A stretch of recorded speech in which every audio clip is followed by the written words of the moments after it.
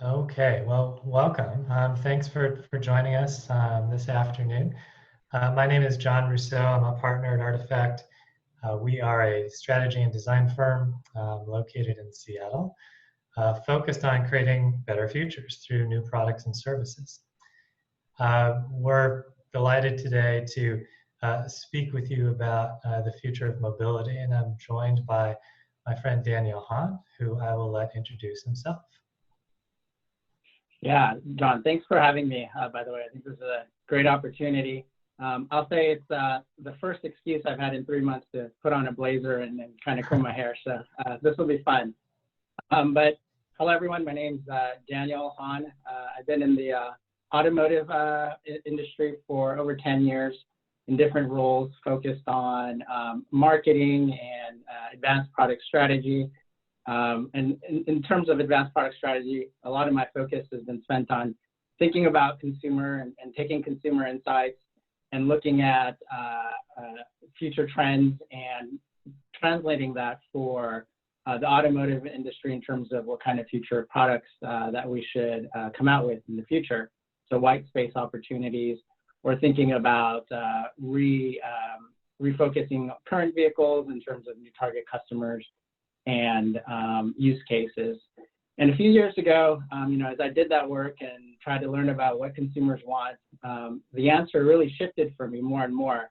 It wasn't about bigger cars or faster cars, but it really was around this new way to connect in terms of transportation and thinking about different alternative modes of transportation and access to transportation. So that's been my focus for the last few years at Hyundai, thinking about the future of mobility and thinking about how we at Hyundai could connect with consumers and offer alternative modes of transportation and access to transportation. Fantastic, thank you. Quick bit of just housekeeping and the agenda for today. So we have about 45 minutes. We're going to spend the first half hour or so in a conversation with Daniel, talking through some scenarios we've developed about the future of mobility. And then we will have an opportunity to hopefully engage all of you in some Q&A in the last 15 minutes or so. I have a colleague in the background, Jasmine, who's going to be moderating the Q&A board.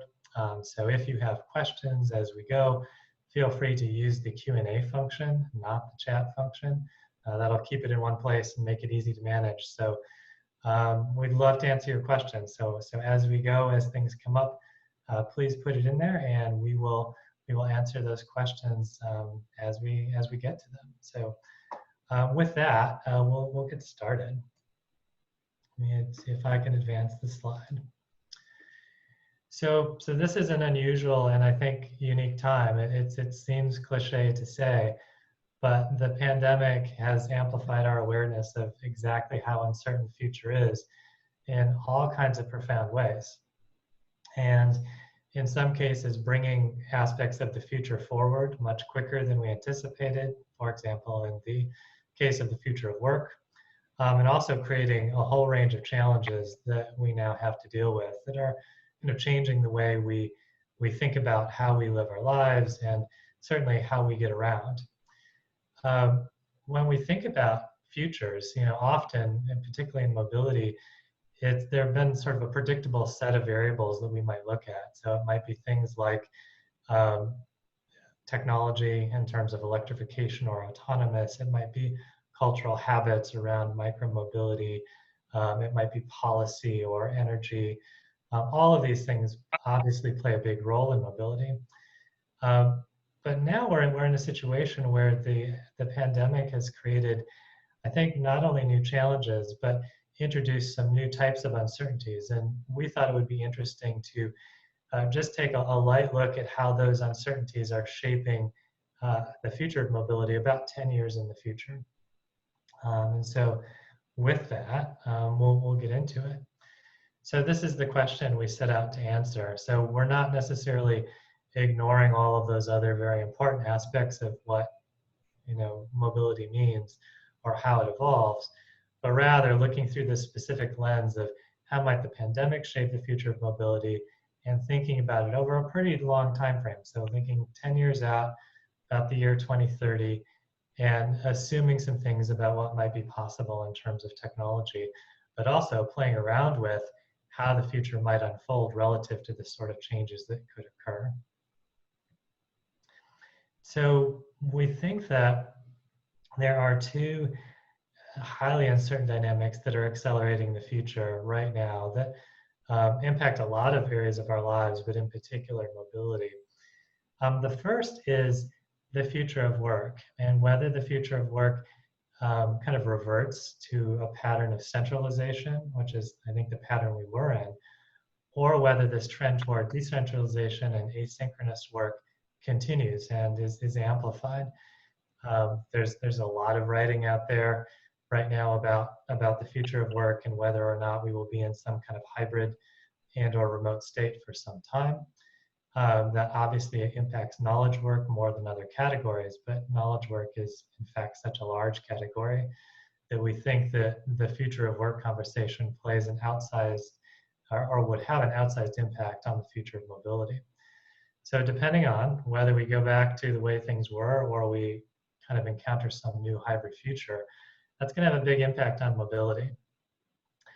The second is probably fairly predictable. It's really how do we think about sharing things with one another, and we share a lot of different things, whether that's space or literally living together in a city or sharing vehicles or sharing modes of transportation. We think that the ways in which our kind of norms and belief systems and policies around shared space and by extension shared services evolve will also have an outsized impact on the future of mobility. I think starting from 6 months ago, we probably took a lot of things for granted, like getting in a ride share or getting on a bus or any number of other things that today we look at very differently. And so as we look to the future, we think that the interaction of these two trends create some pretty interesting dynamics. So if we plot them in a traditional 2x2 with work on the horizontal axis from more centralized and more decentralized, and then sharing on the vertical axis from less sharing to more sharing, we get these scenarios. The first is kind of what we might expect. So if we kind of go back to a world that is fundamentally centralized in terms of work and where sharing continues to grow much as we sort of expect it to, we think that that future world looks a little bit like what we thought the future would look like in 2019. So more like the new normal fades and the kind of old normal returns, if you will.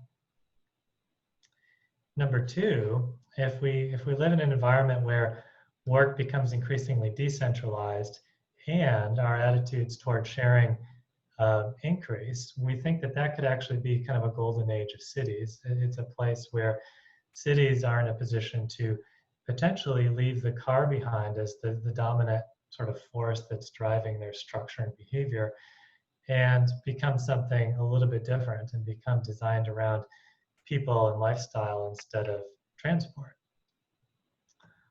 Moving down then to the lower left quadrant, if work reverts to being centralized and we have continued impact from the pandemic that drives policies and attitudes around not being able to share or not wanting to share, we probably wind up in an area that's the least attractive for many of us, which is that we're back to commuting, but we're doing so in a way that is exacerbated by all of the factors that we're experiencing today. And then finally, a scenario where, again, we have less sharing, but work is kind of profoundly decentralized. And that's a case where you might have rural or small towns or smaller cities actually become very, very attractive as lifestyle destinations because we don't want to be that close together. We don't want to be in situations where, again, we have to either share or be in close contact with other people. And we also have the ability economically to be highly mobile. So that could lead to a scenario where you can work from anywhere and hopefully have the lifestyle that you want. So what we're going to do is we're going to go through each of these scenarios kind of one by one. Daniel and I are going to talk about them in turn, and then we'll circle back and answer any questions that you have. So we'll start, Daniel, with the base case, and this one's called the view from 2019. And I think it's worth noting that it's entirely possible that even though right now it feels like so much is changing, that looking out 10 years, we may be in a position where it turns out that things actually didn't change that much. So I'd love to start just by getting your take on kind of the current moment and kind of what you think is maybe constant despite the environment that we're in, and how something like this might play out. Yeah, John. Yeah, I think this is super interesting because, you know, at the core, this scenario talks about going back to norms.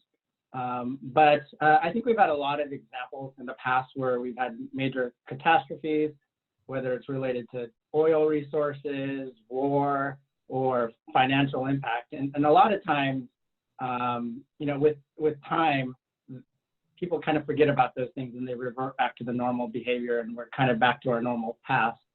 And I think certainly right now we're seeing some of that where people are anxious to just get out and they're just tired of being home, and we're seeing kind of people wanting to go back to their lives before the situation. But I think there's a lot of innovations occurring right now. I can tell you for myself personally, I've talked to a lot of different companies in the UVC sterilization space, or electrostatic disinfectants, or things like that. And so I think even if we see a really quick change and a rebound back to normal, that there still are innovations that are going to impact the future and our way of thinking. And I think it's positive because it's things that we weren't thinking about in terms of health and safety. And so I'm hopeful that as we, in this scenario, if we do move back to a more normal environment, that there are these added elements that people will continue and companies will continue to think about into the future. Yeah, that's great. So we're not going to spend a ton of time on this scenario because I think that it's the one that we're probably the most familiar with. But let's get into some of the others that are deliberately a little bit more edge case. And I should also mention that none of these scenarios are predictions about the future, that this is essentially using the scenario planning method to create a thought experiment around what are the edges of these various futures and how might we use them as ways of challenging assumptions and expanding the way we think about what is possible, such that we could both hopefully design the future that we want, as well as avoid the ones that we don't. So scenario 2 is the one where cities really kind of win.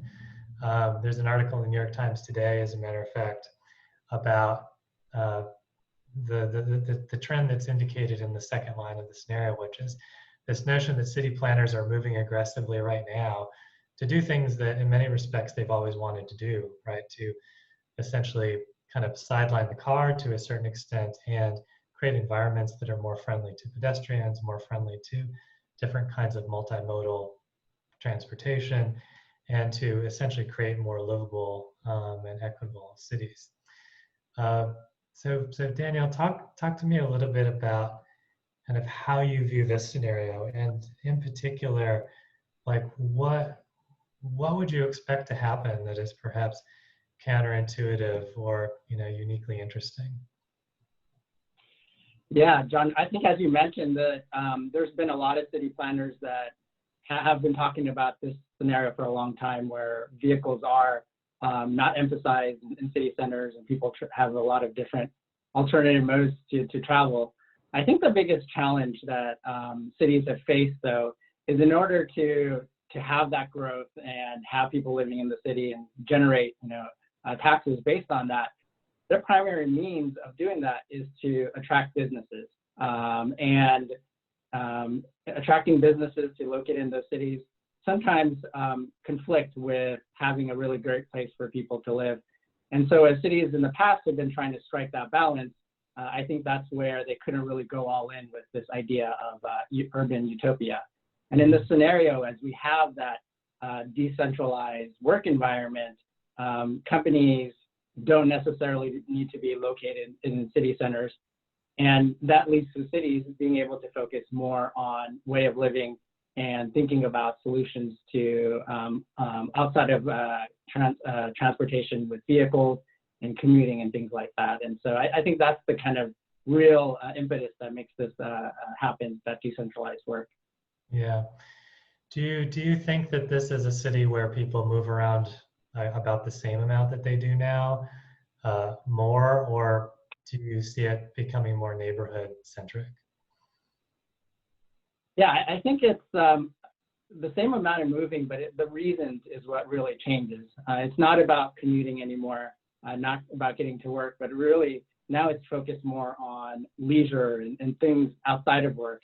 And so I think that really has a fundamental shift on the types of transportation people are looking for. Maybe it's more communal, where they want to get around with friends or family, and less so about individuals in cars just driving to work. So I think it's the shift in the reason that people travel, but I think the amount of travel will continue to be the same. Yeah. This scenario also touches on kind of just how we deal with the functional aspects of living in a city. So I still need to move goods and services, for example. What do you think about delivery in this environment? How do I get what I need kind of on a day-to-day basis? Yeah, that's a really good question, because in this scenario, you would imagine that right-of-ways that were traditionally dedicated to vehicles go away, and it's more focused on whether it's bike lanes or walking lanes or even moving walkways and things like that. The fundamental question does focus on how do we deliver goods, whether it's groceries or other kind of things. And I recently heard a stat where, in terms of goods delivery, that the last mile represents 50% of the total cost. And so I think that could be even exacerbated in this situation. And so how do we think about transporting goods when maybe vehicles aren't available? And so whether that be drones or crowdsourcing, utilizing micromobility solutions, I think that's where a lot of innovation does need to occur to make this really viable. Yeah. What do you think about, I mean, so in this environment where you've kind of deprioritized vehicles, you still have other things that need to happen that are, like emergency services or the like. Are there any other aspects of life that are left behind, or people that are kind of not considered in this scenario that we would need to plan for? Yeah, definitely. I think there's a little bit of that going on right now in terms of thinking about transportation for people that have physical limitations, or for first responders, or for medical transport, where again, it goes back to there's been a lot of work and innovation done in the automotive space to think about solutions for these edge cases. And there's a lot less work being done in terms of micromobility or different alternative forms of transportation. So I think that'll be critical to think about these edge cases and really make sure that this environment is welcoming for all kinds of people and as a safe environment. Yeah, it feels to me like you would need to, like all of these scenarios are going to require, I think, new mental models for the sorts of products and services that we need. We did a concept project a few years back at Artefact called AIM that was about bringing together, kind of autonomous vehicles and kind of mobile medical services using telemedicine. And so I could imagine much more sort of convergent sort of products and services needing to occur, as well as needing to sort of build the infrastructure to support those things. Yeah. Right, like they might not have to sort of work on the road as a car would. So if we were to challenge that assumption, we might wind up with net new opportunities. Yeah, there's a lot of innovation happening with purpose-built vehicles. In the scenario that you talked about, with whether it's focused on medical needs, there's also concepts out there with mobile retail environments and things like that. But I think the infrastructure really needs to support that and think about right-of-ways for whether it be autonomous vehicles that need to get from point A to point B, but also is there dedicated parking for these types of vehicles, so where people could interact with them. And does it make sense for the certain kinds of parking solutions that we have today, or it has to be something different where it's more accessible by a larger group of people. So I think infrastructure is going to be just as important as the vehicles themselves. Yeah, excellent. Okay, we're going to move to scenario 3 then. So if this is one where the city wins, scenario 3 is probably one where the suburbs win, so to speak. But I think that it's in some ways the most dystopian of the scenarios, in that you have the kind of reemergence of centralized work, you have everybody commuting, and you also simultaneously have an environment where sharing decreases, which makes the system much less efficient, increases traffic pretty dramatically, and just kind of breeds dysfunction in cities. So Daniel, start us off with this one. This one is about peak car, I think, which on the surface, you think as a car guy is a good thing, but I don't know if we think about it that way. Yeah, I think at least in my point, this scenario really is not sustainable, at least given the situation that we have today with traffic and it getting worse and worse. So I think there's a lot of opportunity for innovation even in this space to really make this more viable in the long run. So there's different approaches out there, whether, again, it's because people aren't willing to share, are there pod solutions out there? And then I think the notion of platooning is very important in this area, whether if it's with fully autonomous vehicles or even if it's with vehicles today that have L3 level of autonomy, where if there's V2V communication where cars can talk to each other, then they can just be more efficient in terms of how they travel down highways. So that could really help in terms of reducing congestion. And then I think there's a lot of corporations out there that are thinking about corporate campuses, and included in that corporate campus is housing. And so I think there could really be a lot of innovation there where large employers think about providing housing either on campus or very close to their campuses. And so that helps with cost of living in expensive city centers, and then also reducing commuting time as well. Yeah. What's your take on just the timeline for autonomous vehicles? So, when you talk about platooning, and I'm wondering if you could paint a picture of, say, a Los Angeles freeway in 2030 in this scenario. Like what kinds of vehicles are on the road, and how is platooning working to kind of alleviate some of the gridlock? Yeah, there was really a lot of excitement around autonomous vehicles a few years back. And I think people had this idea that, oh yeah, in the next few years, there's just going to be all these cars driving by themselves on the roads. And I think in the last couple of years, people have realized that problem isn't quite as easy to solve as initially thought. And so a lot of these AV developers, they've rather quickly figured out how to solve maybe 90% of the use cases out there, or 95, but I think it's that last mile solution, pick up and drop offs, or small roads and parkings and things like that they're really having difficulty figuring out, and also interaction with pedestrians. And so I don't see autonomous being widely available, but I do see it in very specific scenarios.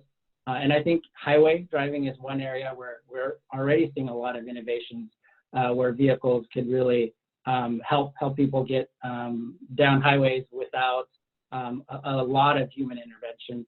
And I think the next step is definitely vehicle-to-vehicle communication. And so these vehicles can work together. And the idea of platooning is now vehicles, the distance between them could be dramatically decreased because those vehicles have that ability to understand if the car in front of them or two cars in front of them are braking or accelerating, and so they can kind of work in concert. So I think there's a lot of work already being done, and I think there's a lot of promise for highway level autonomy, at least in the short to midterm. Yeah. Do you think this is a scenario where I can be working on the highway, like taking a meeting and being? Yeah, I think that's definitely possible. I think the other area that's really being innovated in this area is about integrated solutions. We at Hyundai refer to it as seamless connectivity a lot. And that's this notion where there's a lot of digital smart assistant ecosystems out there. So you can imagine like your work calendar is handled by Outlook. You use Google for your personal calendar, and then you have vehicle telematics, and then you use Amazon Alexa to control your life. Well, if you could really bring all of that together, then you create these efficiencies where the things that you were doing at your home or you were doing at work, a lot of those capabilities could be brought inside the vehicle too. And so now there's that seamless handoff as you go from different environment to different environment. So I think there's a lot of work being done in that space. And I think tying that together with highway level autonomy really allows people to think about being more productive in their vehicles. Yeah. Earlier, you brought up the idea of kind of research into disinfectants and the like. And I'm wondering if this scenario becomes a crucible for that kind of innovation, plus, just other ways of achieving kind of, I don't know, health barriers or other sorts of privacy features. Yeah, I think so. I think it's really shedding the light on an area that people weren't focused on. I remember maybe 10 years ago, there were OEMs focused on air purifiers built into the HVAC. So you press a button and then it just kind of filters the air in your vehicle. And it was very innovative at the time. And studies showed that people just really didn't care about it, really didn't think about it, and they weren't using it. And so more recently, a lot of OEMs kind of stepped away from that space and stopped offering that kind of feature in their vehicles. And I could imagine where OEMs are starting to invest in that again and think about that. There's new innovative ways to do that. I mentioned UVC lights that could be built into HVAC systems to sterilize the air coming out of your vents and things like that. So yeah, I think there's a lot of opportunities in that space. Okay, fantastic. I think we're going to move to the last scenario then, which is called rural shift. And this is obviously in the lower right-hand corner, where work is more decentralized and sharing has decreased. So we've seen this migration, so to speak, to kind of out of the cities and into alternative, either smaller cities or literally to rural or small town areas, powered by the ability to work anywhere that we want, but also still living in a world where kind of health and safety are primary concerns. So Daniel, talk a little bit about what I'm driving in this scenario. And I realize that I'm kind of leading the question by saying that I'm driving something, which I think is an assertion of this scenario that, it's not efficient, for instance, once you are not in a high density area to rely on much else other than personal vehicles. And so I think we're assuming that this is kind of the car guy scenario in a way. Yeah, I think for me, this is a pretty exciting scenario. As you mentioned, people have that option to not have to think about their living location based on where they work. So they have that flexibility to find smaller cities and more affordable housing if they're interested. So that's pretty cool in terms of just giving that flexibility. But I think to your point, that really changes the paradigm of how you think about vehicles. We do say here that there's less sharing, and so I do think vehicles maintains that primary mode of transportation solution. So people will need vehicles, but I think the reasons behind why they need those vehicles is the most fascinating for me here. Today, when people think about vehicles, there's these two opposing forces that they have to think about at least for a lot of people. These vehicles have to meet their needs for commuting just to get to work. And as you think about that commuting experience, it's a very practical use for vehicles. You're usually in the vehicle by yourself. You want to get to your destination as fast as possible. You're focused on fuel economy because, again, you're not, it's not necessarily fun that you're driving the vehicle for. But then when you think about the other use cases outside of commuting, people are generally using their vehicles to go out and go shopping, at big box stores like Costco or something, or on weekends they're meeting friends and family and they want to go on road trips. And so those kind of opposing forces really impact OEMs too and how they think about vehicles. And so you have to strike that balance. But I think in this scenario, as people aren't focused on so much of those practical needs of high MPG and just the efficiencies of getting to work, that the vehicle, it represents more of an emotional connection because you're using it more for leisure activities. You're using it with friends and family. You're thinking about going out on the weekends and having fun. And so vehicles, I think here could be a little bit more singular in focus and focused around that emotional connection with consumers.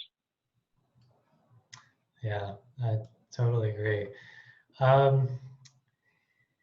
I wonder if this also then changes the external environment. Like, do you think that I'm doing different things in my car than I'm doing now because I see the car as like the safe space?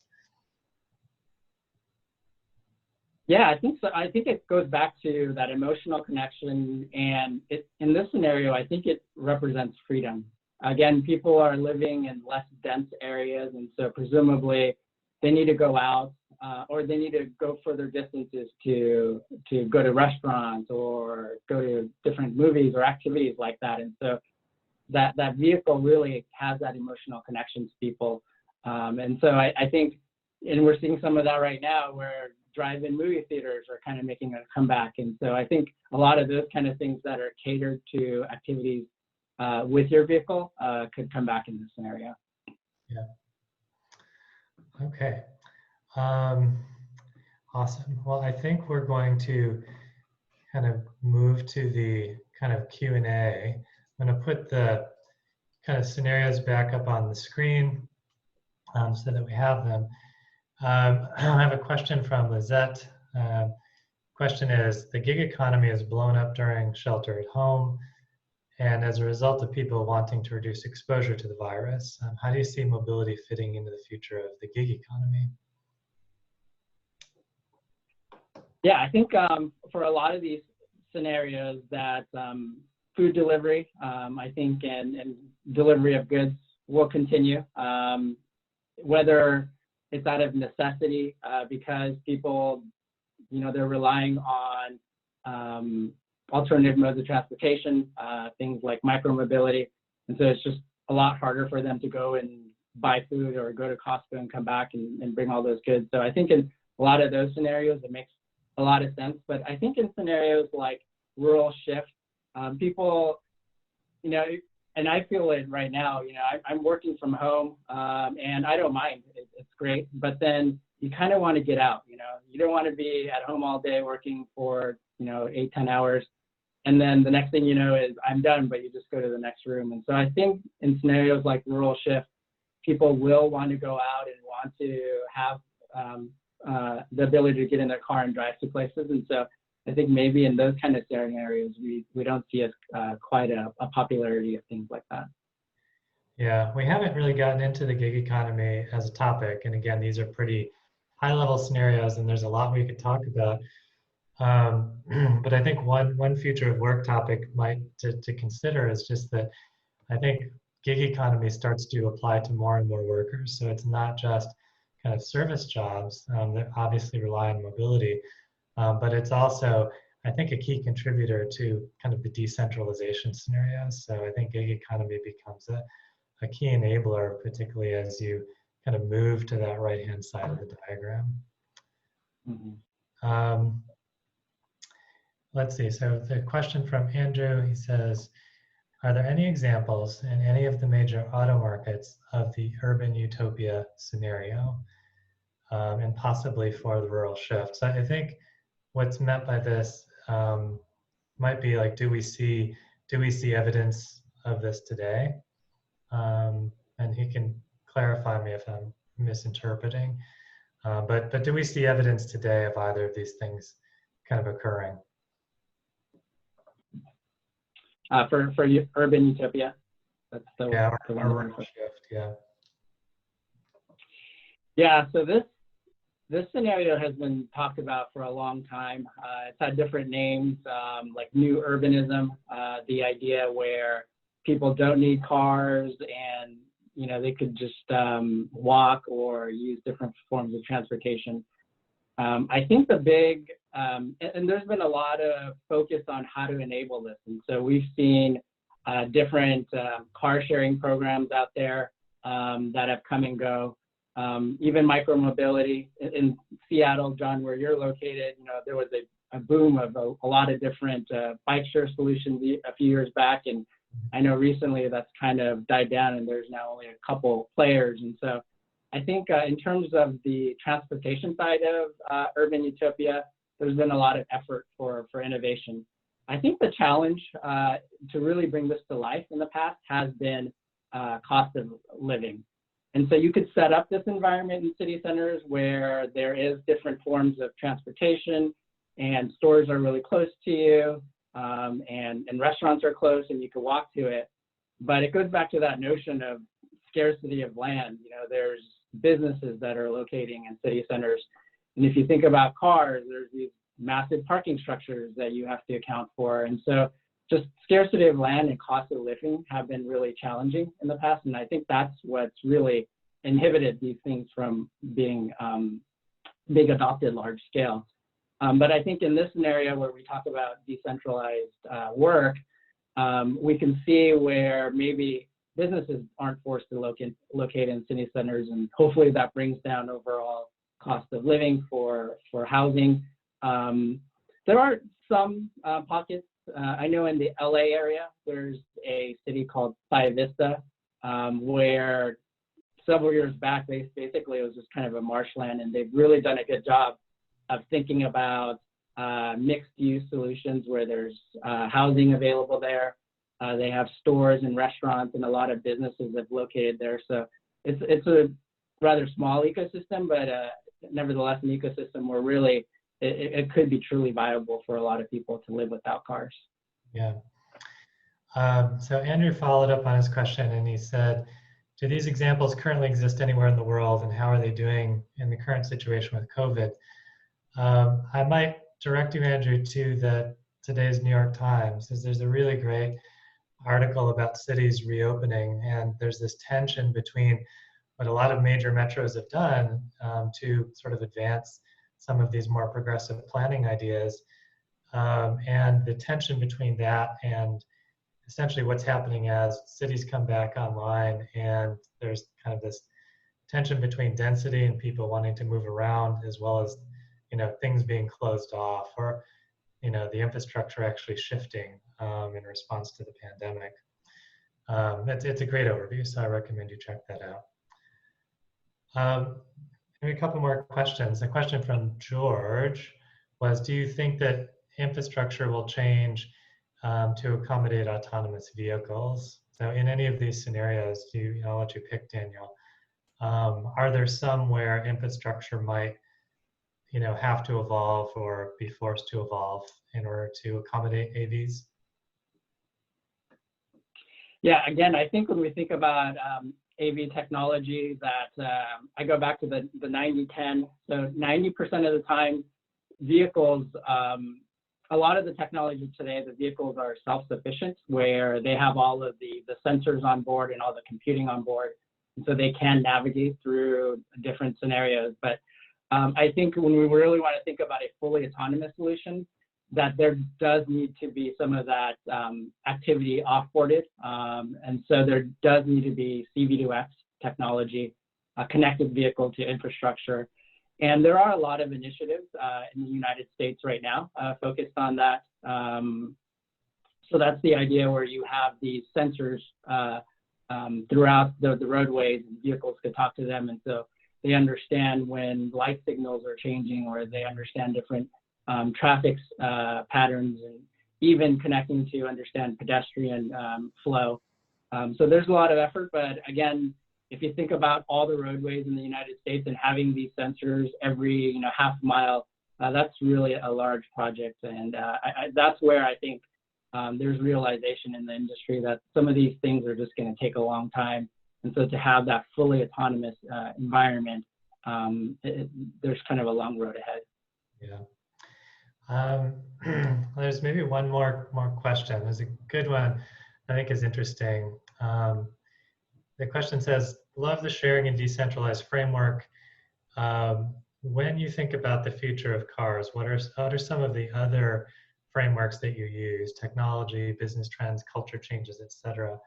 So I might frame that for you, Daniel, in the following way. I might say, well, like in addition to what we're talking about today, like what other lenses do you think are important to kind of keep in mind that, you know, we're either not talking about or that you think are just very important? Yeah, I think it goes back to what we talked about with the municipalities and from the regulator standpoint, how they think about transportation, because that really, in order to have fundamental change in terms of transportation, that's very important to understand how cities approach the overall ecosystem. And so are they investing in things like more roads? Are they making highways bigger? Are they do they have regulations that say if you build a building, an apartment complex, that you have a minimum number of parking spots that you need to build as well? Or are they investing in things like subways and buses and mobility hubs and things like that, where now naturally it makes less sense for vehicles and it makes more sense for shared solutions? And so I think it's really important for those two bodies to work in concert, private industry and the public sector, to really think about this as a total ecosystem and as a total solution. Great. Well, I think we'll wrap up, and maybe I'll just ask you one last question, which is, you know, thinking ahead 10 years, even kind of amidst the, you know, range of current challenges we face, what are you most excited about? Yeah, I think in every one of these scenarios, there is opportunity for change. Even things like solo commute. I think when you first hear about that, you know, that sounds horrible, that you're going to be stuck in traffic. But even in this scenario, you know, we talked about platooning and campus housing with large corporations and things like that. And so I think there's just going to be a lot of innovation no matter what we think about in terms of these scenarios.